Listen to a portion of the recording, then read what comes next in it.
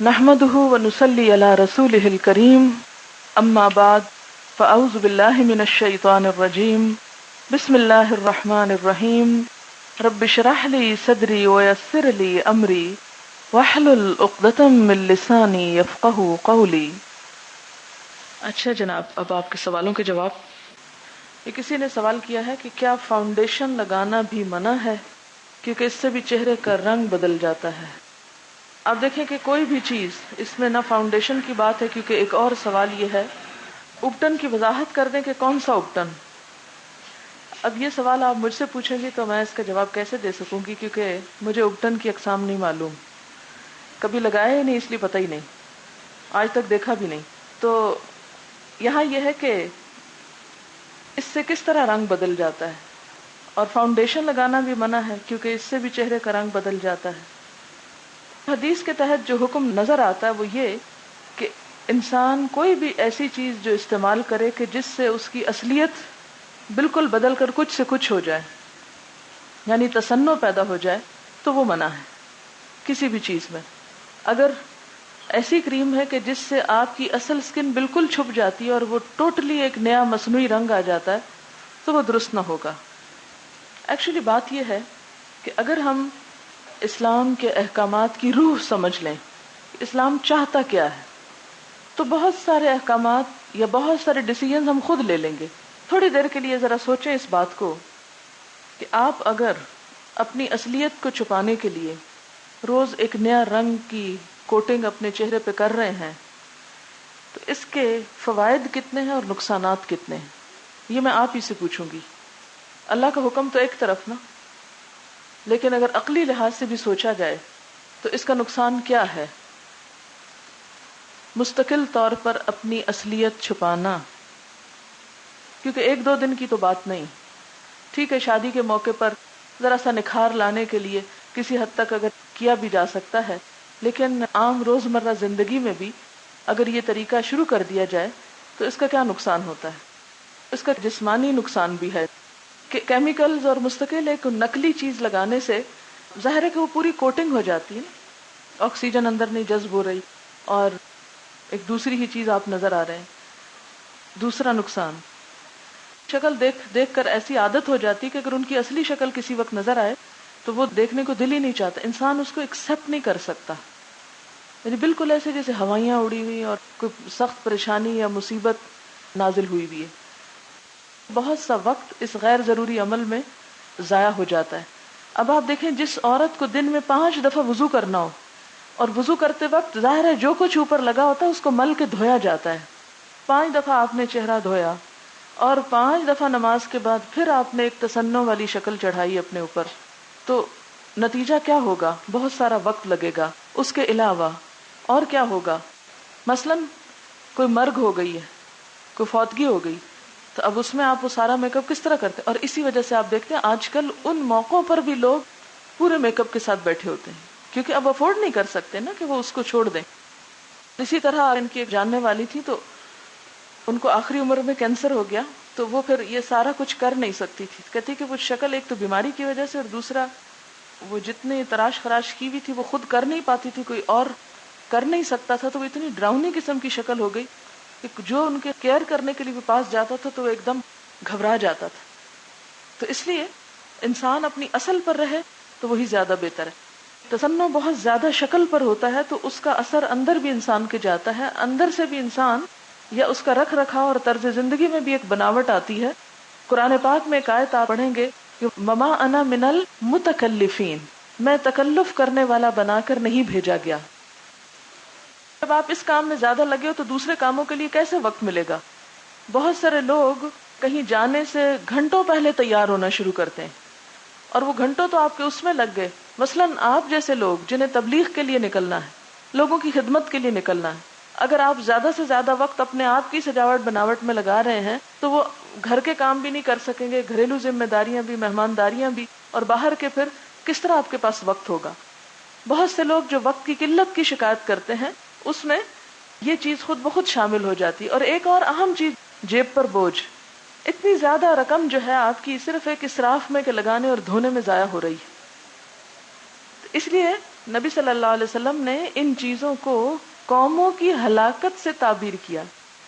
یعنی کتنے حکیم تھے آپ کہ قومیں ہلاک ہو جاتی ہیں جب اس قسم کے کاموں میں پڑتی.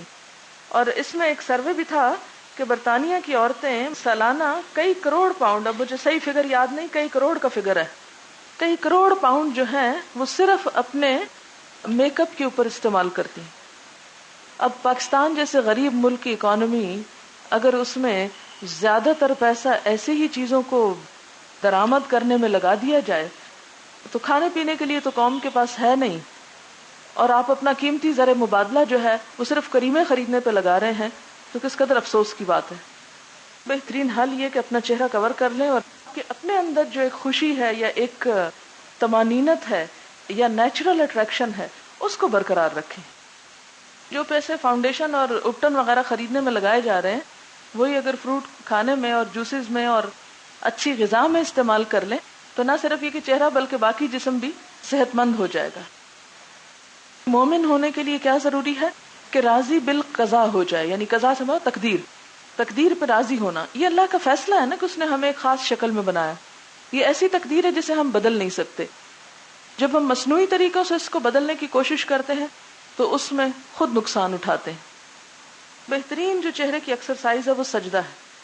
اگر پراپر طریقے سے سجدہ کریں تو جب وہ آپ کی سرکولیشن سر کی طرف جاتی ہے تو چہرے پہ جھریاں دیر تا عمر تک نہیں ہوتی. بہت سارے لوگ فکر مند رہتے ہیں یہاں جھریاں پڑ رہی ہیں، معلوم نہیں کہاں کہاں پڑ رہی ہیں، لیکن میں نے دیکھا ہے ان لوگوں کو جو پراپر سجدہ کرتے ہیں آفٹر 40 بھی چہرے پہ جھریاں نظر نہیں آتی. جب انسان اپنے آپ کو صرف سجانے بنانے کے پیچھے لگ جاتا ہے کہ میں صرف یونیک نظر آؤں دوسروں سے شکل و صورت میں، تو پھر اس کو اپنی دوسری کوالٹیز کو بڑھانے کی ضرورت نہیں رہتی. وہ صرف حسن کے بلبوتے پر دوسروں پر اپنا رعب قائم کرنا چاہتا ہے. لیکن جب انسان اس چیز سے بے نیاز ہوتا ہے تو پھر ایسی چیزوں کے اندر اپنے آپ کو مصروف کرتا ہے کہ جہاں اس کی دوسری اصل کوالٹیز جو ہیں وہ زیادہ سے زیادہ بہتر طور پر نمایاں ہو سکے یا نکھر سکے.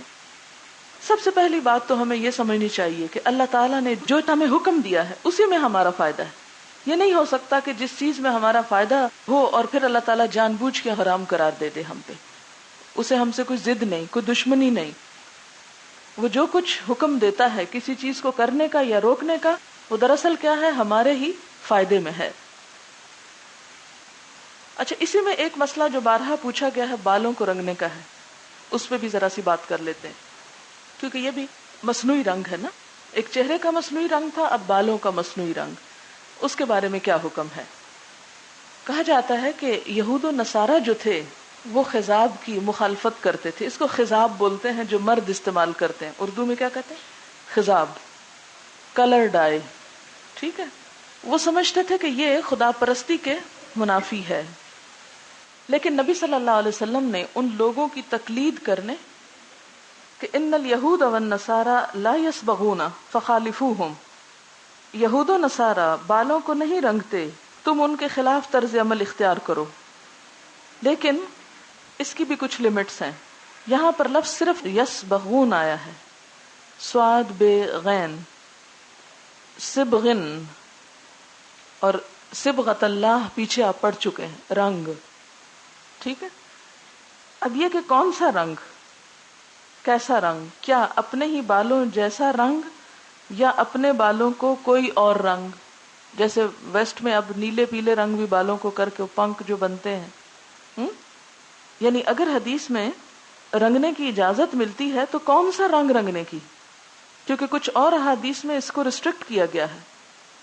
تو اس کے بارے میں جو پسندیدہ رنگ ہے جس کے لگانے میں کوئی بھی اختلاف یا ممانعت نہیں، وہ مہندی کا رنگ ہے. کیونکہ مہندی کا رنگ ایک نیچرل رنگ ہے اور جب لگایا جاتا ہے تو پتہ چل جاتا ہے کہ یہ مہندی لگی ہوئی ہے. اگر کسی کے بال سفید ہو چکے ہیں تو مہندی کا اپنا ایک رنگ ہے. حضرت عمر کے بارے میں ملتا ہے کہ وہ مہندی سے ہی اپنے بالوں کو رنگا کرتے تھے. بالکل سیاہ رنگ کا خضاب یا کلر ڈائی کرنے سے منع کیا گیا ہے. اس میں ہم دیکھتے ہیں حضرت ابو بکر صدیق رضی اللہ تعالی عنہ اپنے والد ابو قحافہ کو فتح مکہ کے دن اٹھا کر لائے تھے. اور انہیں حضور صلی اللہ علیہ وسلم کے بالکل سامنے بٹھا دیا. آپ نے یہ دیکھ کر کہ ان کے سر کے بال بالکل سفید ہو گئے ہیں فرمایا غیروا ھذا وجنبوہ السواد، ان بالوں کا رنگ بدل دو، یعنی بالکل سفید ہو گئے، رنگ بدل دو، لیکن سیاہ خضاب سے پرہیز کرو. کیوں؟ اس لیے کہ جب انسان کے خد و خال بدلنے لگتے ہیں، انسان بالکل بوڑھا ہو چکا ہے اور بال بالکل سیاہ ہیں، تو وہ کیا لگے گا؟ کارٹون. کیونکہ بالکل سیاہ بال جو ہے یہ نوجوانوں کی علامت ہے، اور خصوصاً عرب کے ماحول میں، اور ملکوں میں کچھ اور بھی ہو سکتا ہے. یہ صحیح مسلم کی روایت پہلے بھی صحیح مسلم کی تھی، یعنی بالوں کو رنگنے کی اجازت ہے بنیادی طور پر، اصلی طور پر، لیکن بالکل سیاہ رنگ سے منع کیا گیا. امام زہری فرماتے ہیں جب تک ہمارا چہرہ تر و تازہ تھا ہم سیاہ رنگ استعمال کرتے تھے، یعنی یہ نوجوانوں کو پھر بھی اجازت ہے کیونکہ وہ ان کی جوانی کی علامت ہے. بیماری وغیرہ کی وجہ سے اگر کسی کے بال بچپن میں ہی سفید ہو جائیں تو ان کے لیے پھر بھی اجازت ہے. لیکن جب سے چہرے اور دانتوں میں فرق آ گیا ہے، یعنی بڑھاپے کے آثار آ گئے ہیں، ہم نے اس کا استعمال ترک کر دیا ہے کیونکہ منع کیا گیا ہے. تو کیا پتہ چلتا ہے کہ سیاہ رنگ بڑھاپے میں لگانا منع ہے. جوانی میں اگر کسی بیماری کی وجہ سے وہ سفید ہو گئے ہیں تو رنگ سکتے ہیں. یہ بالکل وہی بات ہے کہ جیسے اس دن بھی بات ہوئی تھی اپر لپس وغیرہ یا چن سے عورتوں کے بال اتارنے کی کہ یہ بیماری ہے، یا دانتوں میں بریسز لگانا جبکہ بہت الٹے سیدھے دانت آگے پیچھے ہوں اور اس میں چبانے میں یا صاف کرنے میں دقت ہو تو اس کی بھی اجازت. تو جہاں کہیں بیماری ہوگی تو بیماری کی اصلاح جو ہے وہ کی جا سکتی ہے، لیکن بڑھاپے کی اصلاح نہیں ہوگی، اس سے منع کیا گیا ہے.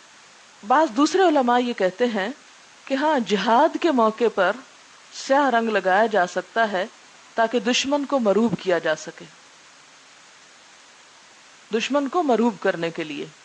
کیونکہ دشمن کو یہ ہوگا اگر سفید بالوں والے لڑنے کے لیے آ گئے تو وہ سوچیں گے کہ بوڑھے بوڑھے لوگ ہیں اور ہم ان پہ غلبہ پا سکتے ہیں. یعنی ایک بیماری کے علاج کے طور پر اور دوسرے دشمنوں کو خوف زدہ کرنے کے لیے.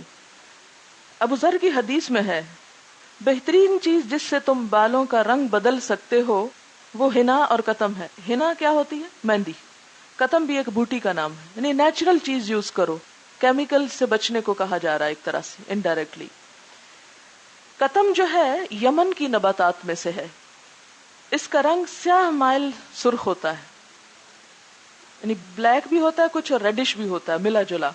اور حنا یعنی مہندی کا رنگ تو آپ کو معلوم ہی ہے. حضرت انس کی حدیث ہے کہ حضرت ابو بکر نے حنا اور قطم کا خضاب لگایا اور حضرت عمر نے خالص حنا کا یعنی مہندی کا. تو اس سے اب آپ سمجھ چکے ہوں گے کہ بالوں کو رنگنے میں کیا اجازت ہے اور کتنی اجازت ہے. باہر کہیں آپ تبلیغ کر رہے ہیں اور کوئی آپ سے سوال کر لے تو آپ اس کو کیا جواب دیں گی؟ ٹوٹل بین کر دیں گی، کھلی اجازت دے دیں گی، یا اس کی حدود اور لمٹس بھی بتائیں گی؟ تو کیا بتائیں گی؟ کیا حکم ہے؟ سب سے پہلی بات یہ کہ اسلام میں بال رنگنے سے منع نہیں کیا گیا. جب آپ فتویٰ بولنا شروع کریں نا، پازیٹو چیز سامنے لایا کریں. خواہ آپ نے اینڈ میں آ کر کسی چیز کی نفی بھی کرنی ہو، لیکن ہمیشہ بات نہیں سے نہیں. کس سے؟ یہ چیز اصلاً اسلام میں جائز ہے. ٹھیک، یعنی بال رنگنا اسلام میں جائز ہے. دلیل یہ ہے کہ آپ صلی اللہ علیہ وسلم نے فرمایا کہ یہود و نصارہ کی مخالفت کرو کیونکہ ان کے ہاں بال رنگنا ناپسندیدہ تھا. ٹھیک ہے، تو اصلی چیز کیا ہے؟ الاصل کیا ہے اس معاملے میں؟ کہ رخصت ہے، اجازت ہے. دوسری چیز نیکسٹ، پسندیدہ رنگ دو چیزوں کے ہیں، مہندی اور قطم، کاف تے میم. اب ہمارے یہاں معلوم نہیں اس کو کیا بولتے ہیں، ہے بھی یا نہیں، لیکن یہ یمن کی نباتات میں سے جس کا رنگ سیاہی مائل سرخ یا سرخی مائل سیاہ ہوتا تھا، بلیک اینڈ ریڈ مکس. اور مہندی کا رنگ تو آپ کو معلوم ہے اورنجش ریڈ سا ہوتا ہے. ان دونوں بوٹیوں کے استعمال کی اجازت ہے. حضرت ابو بکر کا طرز عمل کیا تھا؟ وہ دونوں استعمال کرتے تھے. اب مکس بھی کر سکتے ہیں یا الگ الگ بھی کرتے ہوں گے. اور حضرت عمر جو تھے وہ خالص مہندی ہی لگایا کرتے تھے. سیاہ رنگ کو ناپسند قرار دیا گیا، لیکن ایک صورت میں اجازت ہے. اور وہ کیا ہے؟ یعنی جوان انسان کے بال اگر کسی بیماری کی وجہ سے سفید ہو جائیں تو وہ اپنا جو بھی اس کا رنگ ہے ویسا رنگ استعمال کر لے. لیکن اگر مثلا کسی کے براؤن بال ہے اور اس کو بلیک پسند ہے تو یہ کیا ہوگا؟ اس کی اجازت نہیں ہوگی، کیونکہ وہ پھر کیا کر رہا ہے؟ اللہ کی خلق کو تبدیل کر رہا ہے. اور اسی طرح اگر بلیک ہے تو وہ کوئی اور رنگ بدل رہا ہے تو یہ بھی درست نہ ہوگا. اصل سے فطرت سے قریب لانے کی تو اجازت ہے، فطرت سے دور لے جانے کی اور تصنع اختیار کرنے کی اجازت نہیں ہے. مسئلہ واضح ہو گیا؟ اسی طرح پلاسٹک سرجری کی اجازت اس کیس میں ہے جہاں ایکسیڈنٹ کی وجہ سے، چہرے کے جلنے کی وجہ سے یا کسی اور ایسی بیماری یعنی ایسی چیز کی وجہ سے اصل بدل جائے، یعنی بیماری ہو گئی نا وہ. تو یاد رکھیں کہ بیماری کا علاج اور اصلاح جو ہے وہ درست ہے. بگڑی ہوئی چیز کو جو کسی ایکسیڈنٹ وغیرہ کی وجہ سے بگاڑ ہو گیا اصل پہ لانا وہ تو درست ہے، لیکن اصل کو بگاڑنا فَلَا يُغَيِّرُنَّ خَلْقَ اللَّهِ یہ درست نہیں. پلاسٹک سرجری کے متعلق یہ بات پوچھنی کہ پیدائشی نقص ہو اگر تو کیا پلاسٹک سرجری کرا سکتے ہیں؟ ہمارے بھائی کی بیٹی کا کان پیدائشی کٹا ہوا ہے، اب جسم کے مختلف حصوں سے گوشت لے کر کان کو مکمل کر رہے ہیں تو درست ہے؟ جی ہاں، کوئی بھی نیچرل چیز کا ریسٹور کرنا جو ہے اس میں حرج نہیں ہے، کیونکہ کان ایک ضرورت ہے نا، یعنی ایک نیچرل چیز ہے جو ہر ایک کی موجود ہوتی. اگر اس میں چینج نہیں لا رہے بلکہ ایک چیز کو ریسٹور کیا جا رہا ہے تو کوئی حرج نہیں. پلاسٹک سرجری ہے اور ایک کاسمیٹک سرجری. تو جو کاسمیٹک ہے وہ درست نہیں، لیکن پلاسٹک جو ہے وہ درست ہے جو علاج وغیرہ کے لیے استعمال ہوتی. ناخنوں کو رنگنا، اب اس پہ بھی بات ہو جائے تاکہ ایک موضوع کمپلیٹ ہو جائے. مہندی وغیرہ یا نیل پالش لگا سکتے ہیں آپ جب وہ نیچرل کلر میں ہو. بہت سارے لوگ ان نیچرل کلر یوز کرتے، بلیک یوز کرتے ہیں، سبز، نیلا، یہ مکروہ رنگ ہے، یہ فطرت سے دور کر رہے ہیں آپ کو، اس کی اجازت نہیں. اس سے ملتا جلتا یعنی اصل سے ملتا جلتا رنگ وہ تو ٹھیک ہے، لیکن بالکل ہی ایک اور چیز بنا دینا ایک تو یہ ٹھیک نہیں. دوسری بات یہ کہ جیسے مہندی ہے تو اس کے بارے میں تو وہ حدیث بھی ہے جس کی دلیل آپ پیچھے پڑھ چکے ہیں. آپ صلی اللہ علیہ وسلم کو ایک عورت نے پردے کے پیچھے سے کوئی چیز پکڑائی تو آپ نے کیا فرمایا؟ یہ عورت کا ہاتھ ہے، یہ مرد کا ہاتھ ہے. چینی اور پتی کا لوشن بنا کر ناخنوں پر لگایا جاتا ہے، مہندی کا ڈارک شیڈ آتا ہے، وہ بلیکش ریڈ سا آ جاتا ہے تو کوئی حرج نہیں، وہ قطم میں آ جائے گا. اس میں اوریجن میں تو لال رنگ موجود ہے نا، نیچرل کلر کیا ہے؟ پنک ہے مثلا. یا مہندی بھی وہ اوریجن کیا ہے؟ پرائمری کلر جو ہیں اس میں کیا ہے؟ آپ کو پتا ہے نا کہ پرائمری کلرز 3 ہیں. تو وہ جو پرائمری کلر ہے ریڈ، اگر اس کے شیڈ بنتے ہیں تو کوئی حرج نہیں، لیکن پرائمری کلر اگر بلو ہے یا تیسرا کون سا یلو، تو وہ پھر ایک ڈفرنٹ لائن ہو جائے گی اور شاخ نکل آئے گی. اس طرف نہ جائیں. ریڈ کے اندر اندر اورنج بن گیا ہے، پنک بن گیا ہے، ڈارک ریڈ ہو گیا ہے، یہ سب چیزیں پھر جائز ہو جائیں گی. میں نیل پالش ڈارک میرون رنگ کی لگاتی ہوں، کہ یہ بات غلط نہیں؟ آپ کو میں نے ابھی بتایا نا پرائمری کلرز کو سامنے رکھیں تو جو ریڈ کلر ہے پرائمری کلرز میں وہ آپ کے سکن اور یہ ناخنوں اور ان چیزوں سے نیچرل ہے، کیونکہ مہندی بھی اسی کلر کے ساتھ آتی. تو اس میں کوئی بھی شیڈ آپ لگا سکتے ہیں، لیکن بلو اور پیلے میں نہیں جائیں. ایک مرتبہ میں نے نیل پالش لگائی کیونکہ ان دنوں میں نے نماز ادا نہ کرنی تھی. دوسرے دن کافی لڑکیوں نے نیل پالش لگائی تھی. میں کلاس روم سے باہر نکلی، ابھی میں دروازے پر ہی تھی کہ دوسری لڑکی کے روکنے پر کہ تم نے نیل پالش کیوں لگائی ہے تو اس نے کہا کہ ٹیچر نے بھی تو لگائی ہے.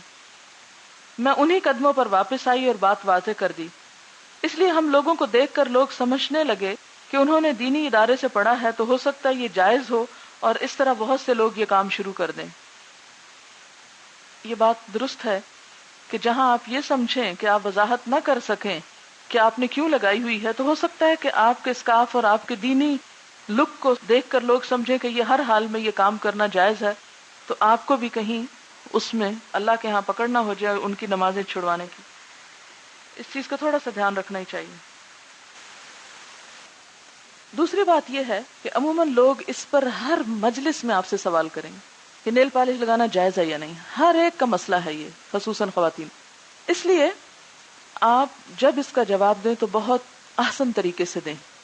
کہ لوگ حرام سے بھی بچیں، غلط کام بھی چھوڑیں، ان کی نمازیں بھی قبول ہوں، اور اس کے ساتھ یہ ہے کہ غلط کام بھی نہ کریں.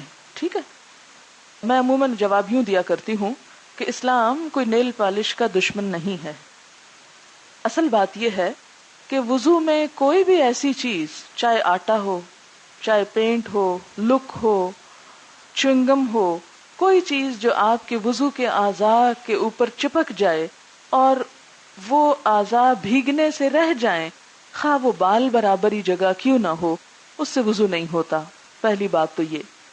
اس میں آپ قرآن پاک کی وہ آیت کوٹ کر سکتے ہیں جو وضو کے فرائض کو بیان کرتی ہے. 4 فرائض وضو کے بتائے گئے. اس کے بارے میں یہ آتا ہے کہ ان میں سے صرف ناخن نہیں، اگر کوہنی بھی خشک رہ گئی، ایڑی بھی خشک رہ گئی، تو بھی آپ کا وضو نہیں ہوگا. پھر وہ حدیث کوٹ کریں.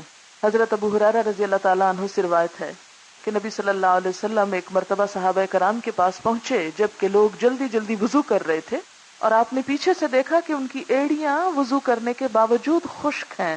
تو آپ نے فرمایا ویل للعقاب من النار، ہلاکت ہے ایڑیوں کے لیے آگ سے. 3 مرتبہ بآواز بلند فرمایا کہ وضو بھی ہو رہا ہے لیکن ایڑیاں خشک ہیں. اور دیکھیں کہ ایک اچھا فقیہ جو ہوتا ہے نا، یا مفتی جو فتویٰ دینے والا ہوتا ہے، وہ ایک بات کے ذریعے اور بہت سی باتیں سکھا جاتا ہے کہ وہ لوگ بھی سن لیں جو وضو میں بے احتیاطی کرتے ہیں. جلدی جلدی وضو کریں گے، آدھی آدھی بازو دھوئیں گے، پیچھے سے کونیاں خشک ہوں گی، ایڑیاں خشک ہوں گی، منہ پہ پانی کے چھینٹے ایسے مار دیں گے جس سے یہ چن یہ سارا کچھ رہ جائے گا. یہ بال آگے آئے ہوئے ہیں تو اس کی بھی پرواہ نہیں. جب آپ دھوئیں تو اچھی طرح مل مل کر دھوئیں تاکہ کوئی حصہ بھی بال برابر بھی خشک نہ رہ جائے، کیونکہ خشک رہنے سے وضو نہیں ہوگا. تو آپ صلی اللہ علیہ وسلم نے ایڑیوں کے خشک رہنے سے ہلاکت کی بات کی، کوئی چھوٹی سی بات نہیں. دوسری بات یہ ہو گئی. پھر یہ ہے کہ صرف نیل پالش نہیں، ہر ایک چیز کے بارے میں خیال رکھیں، حتیٰ کہ اگر رنگ پہنی ہے تو اس کو بھی پھیر لیں، کانوں میں کوئی چیز پہنی ہے تو اس کو بھی گھما لیں، سر کے اوپر اگر کوئی گوند وغیرہ، جیسے پرانے زمانے میں میک اپ کے لیے عورتیں بال جوڑنے کے لیے ایسا سٹف استعمال کرتی تھی مانگ وغیرہ میں یا اور سکن کے اوپر، کہ جس سے سر کی سکن ڈھک جاتی تھی، اور مستقل، یعنی جیسے موم ہے تو موم اگر کسی چیز پہ گرے تو نیچے پانی نہیں پہنچتا. تو اس میں صرف وضو نہیں بلکہ غسل بھی نہیں ہوتا. ساتھ ہی ہلکا سا ٹچ غسل کو بھی دے دیں، کیونکہ اگر غسل نہیں اور ناپاکی سے ہم پاک ہو رہے ہیں تو پاکی نہیں ہو پا رہے. ٹھیک ہے نا. تو خصوصی طور پر جب پیریڈز کے دنوں میں آپ نے نیل پالش لگائی ہوئی ہو اور اتارے تو بہت احتیاط سے اتارے کہ بال برابر جگہ پر بھی نیل پالش باقی نہ رہے، ورنہ سارا غسل نہیں ہوگا. غسل نہ ہوا تو نماز ہی نہیں ہوگی. پھر اگلی بات یہ ہے کہ آپ ایسی چیز کلر لگا سکتے ہیں کہ جس سے کوٹنگ نہ ہو، مثلا مہندی، یا اگر کوئی اور آپ نے ترقی کر کے ایجاد کر لی ہے کہ جس سے کوئی چھلکا اوپر نہیں آیا، تو اس سے آپ رنگ سکتے ہیں، بشرطے کہ رنگ نیچرل ہو، ان نیچرل کلرز نہ ہو. تیسری بات یہ کہ اگر آپ نیل پالش کے ہی شوقین ہیں تو آپ دن کا ایک بڑا حصہ صبح فجر کی نماز کے بعد لگائیں اور ظہر تک لگائے رکھیں. جب آپ گھر جاتے ہیں کپڑے چینج کرتے ہیں تو اس کو بھی ساتھ ہی چینج کر لیں. آپ گھڑی دیکھیں کہ ہارڈلی کتنے منٹ لگتے ہیں اس کو اتارنے میں. لیکن اگر آپ سمجھتے ہیں کہ آپ بہت مصروف انسان ہیں اور آپ کی زندگی میں بڑے بڑے مقاصد ہیں تو ظاہر ہے کہ آپ کے لیے مشکل ہو سکتی ہے، تو مہینے میں 6-7 دن لگا لیں تو ان دنوں میں شوق پورا ہو جائے گا. اور جو لوگ اللہ کی خاطر کوئی چیز چھوڑ دیتے ہیں، قربانی کرتے ہیں، تو اللہ تعالیٰ ان کو اس کی بہترین جزا دے گا. ٹھیک ہے. تو یہ جواب ہوتا ہے عموماً میرا نیل پالش کے جواب میں. کبھی میں نے ایک سینٹنس میں اس کو حلال حرام نہیں کیا. ٹھیک ہے. وضو کے بعد نیل پالش لگا کر نماز پڑھی جا سکتی، یہ درست ہے یا نہیں؟ اگر وضو باقی ہے تو پڑھ لیں، اور اگر وضو ٹوٹ گیا ہے تو پھر آپ دوبارہ وضو کرنے کے لیے اسی نیل پالش سے کام نہیں چلا سکتے. بہت سے لوگ یہ کہتے ہیں کہ جیسے وضو کر کے ساکس پہن لیتے ہیں اور اس کے اوپر مسا ہوتا رہتا ہے، تو ایک دفعہ وضو کر کے 24 آور نیل پالش پہ مسا ہوتا رہے. تو یہ بات درست نہیں ہے. وہ چیز حضور صلی اللہ علیہ وسلم سے ثابت ہے، یہ ثابت نہیں ہے. دین کو ہم اپنی عقل کے ساتھ انٹرپریٹ نہیں کر سکتے. اچھا، پھر اس کے بعد اگلی چیز آ جاتی ہے باقی جسم پر کلرز لگانا. جیسے اگر پینٹ کوئی ایسا ہے کہ جو ہاتھوں پہ کوئی نقش و نگار اس قسم کا بنایا، یا بعض اوقات آئی لائنر اس طرح کے ہوتے ہیں کہ وہ آپ اتاریں تو پورا چھلکا اتر آتا ہے. ایک تو ہوتا ہے نا سرما، سرمے کے اوپر آپ پانی ڈالیں بھی تو کوئی فرق نہیں پڑتا، وہ گیلا ہو جاتا ہے. لیکن اگر کوئی آئی لائنر لگا رکھا ہے، کوئی بھی چیز اوپر چپکائی ہوئی ہے، یا ناک میں کوکا ہے مثلاً، یا کلپ کے طرح کا کوئی چیز لگائی، بعض لوگ کانوں میں بھی ٹاپس کلپ کے لگا لیتے ہیں نا، کوئی بھی ایسی چیز جس سے وہ سکن جو ہے وہ ڈھک گئی، تو اس سے بھی وضو نہیں ہوگا، اور وضو نہ ہوا تو پھر نماز نہیں ہوگی. تو ان کو بھی وضو کے وقت میں ہلا جلا لیں. ان تمام چیزوں، آپ دیکھیں نا، داڑھی کے بھی خلال کا حکم اسی وجہ سے دیا گیا. حتیٰ کہ ہاتھوں کا بھی، انگلیوں کا بھی خلال ہوتا ہے.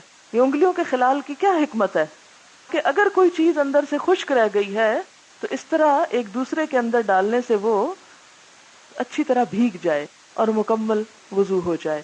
وضو اچھا ہوگا تو نماز بھی اچھی ہوگی. ٹھیک ہے. بعض لوگ کہتے ہیں لپسٹک کے ساتھ یا کریم، جو عام لوشن آپ ہر روز اپنی اسکن کی ڈرائنس دور کرنے کے لیے لگاتے ہیں، اس سے وضو نہیں. یہ پانی کے رکاوٹ نہیں بنتی. اس کے اوپر سے پانی اسکن کو ٹچ کر لیتا ہے، یعنی ایسی کوٹنگ نہیں کہ جو چھلکے کی طرح ہو. یہ ایسا ہی ہے.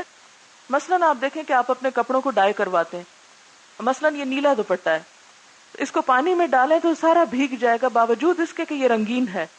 لیکن اگر اس کے اوپر میں نے پینٹنگ کروا رکھی ہے، جو آئل پینٹ ہوتے ہیں، تو اس سے کیا ہوتا ہے، وہ پانی جو ہے وہ دھاگے تک نہیں پہنچتا، کیونکہ دھاگے کو کور کر رکھا ہے، کوٹ کر رکھا ہے کس نے؟ پینٹ نے.